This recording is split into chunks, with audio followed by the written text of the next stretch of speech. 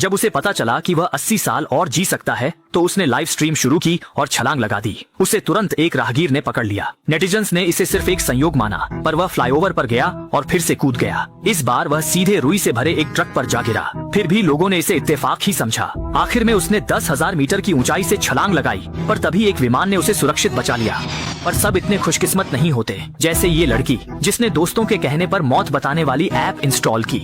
App के मुताबिक उसके पास सिर्फ 3 घंटे बचे थे। सबने इसे मजाक समझा, पर वो नहीं जानते थे कि इसका डेवलपर खुद यमराज है। पार्टी के बाद उसका नशे में धुत बॉयफ्रेंड उसे घर छोड़ने की जिद करने लगा, जो ऐप की चेतावनी के बीच काफी खतरनाक था। डरी हुई छोटी ने पैदल चलने को कहा, पर जॉन गाड़ी से जाने की जिद पर अड़ा रहा। मजबूरी में छोटी उतरकर पैदल ही चल दी और बॉयफ्रेंड अकेले चला गया। तभी उसके मोबाइल पर मैसेज आया कि उसने ऐप की शर्तें तोड़ी हैं। छोटी ने ऐप खोली तो देखा कि उसकी जिंदगी में सिर्फ 7 मिनट बचे हैं। वो घबराकर घर में छुप गई। समय 2 मिनट से कम बचा था तो उसने फोन बंद कर दिया ताकि सब ठीक हो जाए।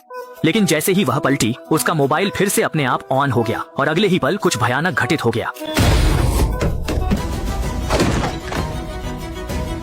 उसी वक्त नशे में धुत जॉन का एक्सीडेंट हुआ। अच्छी बात थी कि वह बच गया, पर एक लकड़ी उसकी बगल वाली सीट में जा घुसी। साफ था कि मौत शाओ मेई को ऐसे ही मारना चाहती थी, पर उसके कार में न बैठने पर मौत ने तरीका बदल दिया। जल्द ही जॉन को अस्पताल ले जाया गया। टीवी पर खबरें देख और गर्लफ्रेंड की रहस्यमयी मौत को याद कर, क्योंकि उस उन्नत और जटिल सॉफ्टवेयर के मुख्य डिजिटल इंटरफेस पर बहुत ही स्पष्ट और डरावने तरीके से यह चेतावनी दिखाई गई थी कि अब उसके पास अपनी पूरी जिंदगी जीने के लिए सिर्फ और सिर्फ 19 घंटों का ही बहुत ही सीमित और कीमती समय शेष बचा हुआ है। और ये खबर वाकई में किसी के लिए भी बहुत ही ज्यादा चौंकाने वाली और दिल दहला देने वाली थी, क्योंकि घड़ी की सुइयां बहुत तेजी से आगे बढ़ रही थी और समय रेत की तरह हाथों से फिसलता जा रहा था।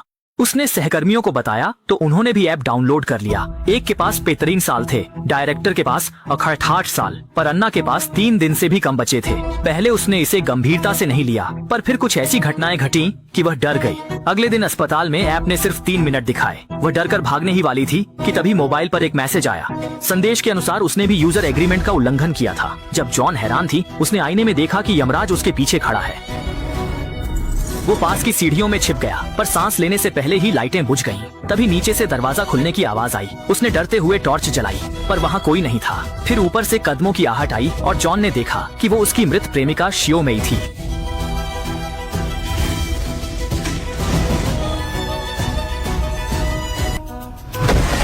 जल्द ही जॉन की मौत की खबर पूरे अस्पताल में फैल गई।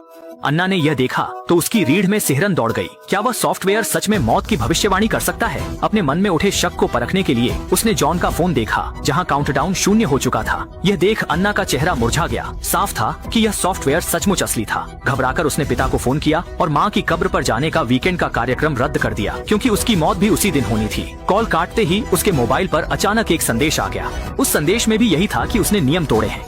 जान बचाने के लिए घर लौटते ही अन्ना ने सॉफ्टवेयर हटाना चाहा, पर वह नहीं हटा। मजबूरन उसने जानकारी खोजी, जहां उसे जॉन की गर्लफ्रेंड की मौत की खबर भी दिखी। कमेंट्स में कई लोग इसके शिकार थे। अन्ना ने एक वीडियो खोला जिसमें एक महिला के पास अब बस कुछ ही दिन बचे थे। इन दिनों उसे मरे हुए रिश्तेदार और दोस्त दिखने लगे थे। इन डरावने सायों ने उसका जीना मुश्किल कर दिया था। बात करते करते अचानक उसकी आंखें फटी रह गईं और वह जोर से चीख पड़ी।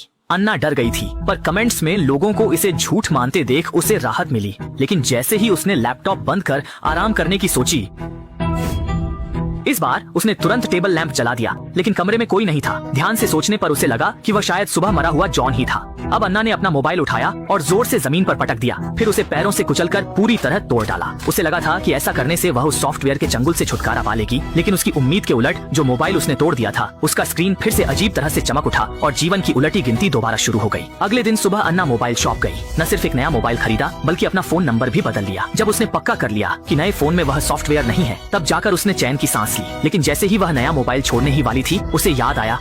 गुस्से में उसने देखा कि डेथ सॉफ्टवेयर अपने आप इंस्टॉल हो गया है। दुकानदार भी यह देखकर काफी हैरान था। अन्ना ने इसे अनइंस्टॉल करने की बहुत कोशिश की, पर उसे कोई फायदा नहीं हुआ। वो मोबाइल लेकर उदास मन से वहाँ से निकल गई।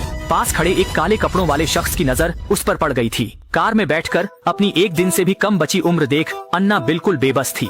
तभी गाड़ी स्टार्ट करते वक्त उसे रिवर्स कैमरे में वही रहस्यमयी शख्स दिखाई दिया। लेकिन जब उसने पीछे मुड़कर देखा तो वहाँ फिर से कुछ भी नहीं था। तभी उसे लगा कि शायद उसकी आंखें ही धोखा खा रही हैं।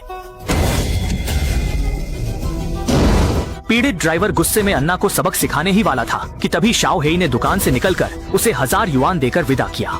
फिर उसने अपना फोन दिखाकर बताया कि वह भी डेथ सॉफ्टवेयर का शिकार है। वो और भी छोटा लग रहा था। मुसीबत में फंसे दोनों तुरंत एक बार पहुंचे और हल ढूंढने लगे। उनके पास एकमात्र सुराग सॉफ्टवेयर एग्रीमेंट उल्लंघन का नोटिस था, जिसे किसी ने नहीं पढ़ा था। तभी छोटा काला को एक तरकीब सूझी और उसने एक नशेड़ी से सॉफ्टवेयर डाउनलोड करवाया। स्क्रीन पर एग्रीमेंट आते ही उन्होंने मोबाइल छीन लिया और पढ़ने लगे, जिसमें लिखा था, किस्मत स्वीकार करनी होगी, इसे बदलने की कोशिश एग्रीमेंट का उल्लंघन है, जिसकी सजा मौत का देवता खुद देगा। छोटा काला को याद आया कि मौत तय होने वाले दिन उसे दादी से मिलना था, पर उलटी गिनती के कारण यात्रा रद्द की। अन्ना ने भी कब्रिस्तान न जाने पर ही उल्लंघन का नोटिस पाया था। पादरी ने जब दोनों की आपबीती सुनी तो उसे अचानक एक प्राचीन कथा याद आ गई। उसने बताया कि बहुत समय पहले एक राजकुमार जो सिंहासन का उत्तराधिकारी बनने वाला था, उसके पिता ने उसे मोर्चे पर सैनिकों का उत्साह बढ़ाने के लिए भेजा। लेकिन राजकुमार को युद्ध में मरने का डर था और उसे यह भी चिंता थी कि कहीं उसका छोटा भाई उसका सिंहासन न छीन ले। इसलिए वह एक जादूगरनी के पास गया और अपनी किस्मत का हाल जानना चाहा। लेकिन जादूगरनी ने कुछ नहीं कहा, बल्कि उसे एक नंबर वाला स्क्रॉल थमा दिया और चेतावनी दी कि वह इस स्क्रॉल का इस्तेमाल कभी न करे। किस्मत में दखल न देने पर राजकुमार मान गया, पर स्क्रॉल देखते ही वह पलट गया। उसमें लिखा था कि उसके पास सिर्फ 3 दिन हैं और उसकी मृत्यु युद्ध के दिन ही होगी। जान बचाने के लिए उसने छोटे भाई को युद्ध में भेज दिया। वह नहीं जानता था कि स्क्रॉल खोलते ही वह मृत्यु के देवता से बंध चुका है। अंत में उसका छोटा भाई दुश्मनों को हराकर जीत कर लौटा। राजकुमार भी तय तारीख पर महल में रहस्यमय तरीके से मर गया। यह सुन दोनों टूट गए। क्या कोई और रास्ता नहीं?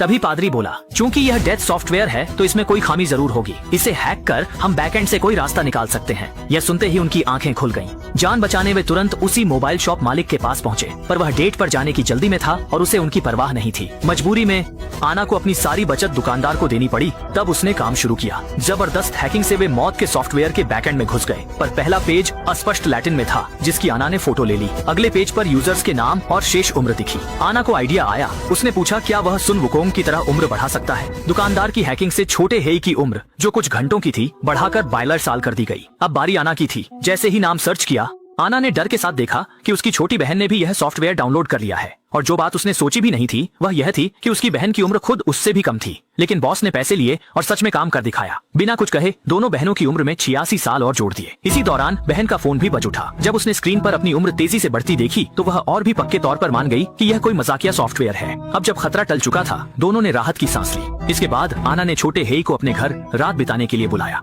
वे देखना चाहती थीं कि आज रात फिर कोई अजीब घटना होगी या नहीं।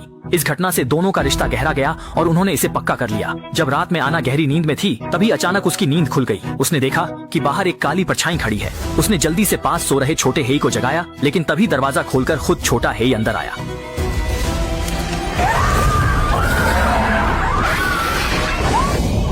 तभी फोन फिर बजा। उसने देखा कि बदला हुआ जीवन काल और छोटे हेई की उम्र मूल संख्या पर लौट आए हैं। अब उसके पास 2 घंटे से कम बचे थे। उधर बहन भी घंटी से जाग गई और उसकी उम्र भी तेजी से पुरानी स्थिति में लौटने लगी।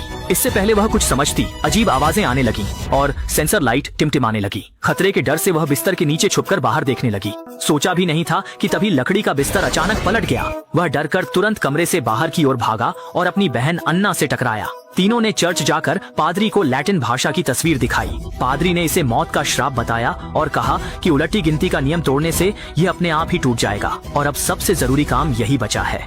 बस जरूरत है कि मौत के समय को पार कर लिया जाए तो यह श्राप टूट जाएगा। इस वक्त सबसे कम उम्र छोटे ब्लैक की है, इसलिए पादरी ने उसे क्रॉस थमाया और सबको नमक पेंट से जमीन पर सुरक्षा घेरा बनाने को कहा। जब तक वे अंदर रहेंगे, मौत का देवता नहीं आ सकेगा। ब्लैक का समय खत्म होते ही चर्च की लाइटें बुझ गईं। साफ था कि मौत का देवता आ चुका है। सब जल्दी से घेरे में छुप गए, पर वे अनजान थे कि मौत का देवता चुपचाप उनके पीछे खड़ियाता था। पादरी वाकई काबिल निकला। यमदूत घेरे के बाहर रुक गया, पर उसने तुरंत जादुई हमला किया। सबके फोनों से तीखी आवाजें आने लगीं और वो ब्लैक के मृत भाई का रूप लेकर सामने आ गया। उसने छोटे ब्लैक को घेरे से बाहर आने को उकसाया। जल्द ही छोटा ब्लैक बाहर निकल आया। मौत के देवता ने उसे पकड़कर चर्च से बाहर खींच लिया। जब अन्ना पीछे दौड़ी तो देखा कि छोटा ब्लैक सड़क पर सुरक्षित खड़ा है।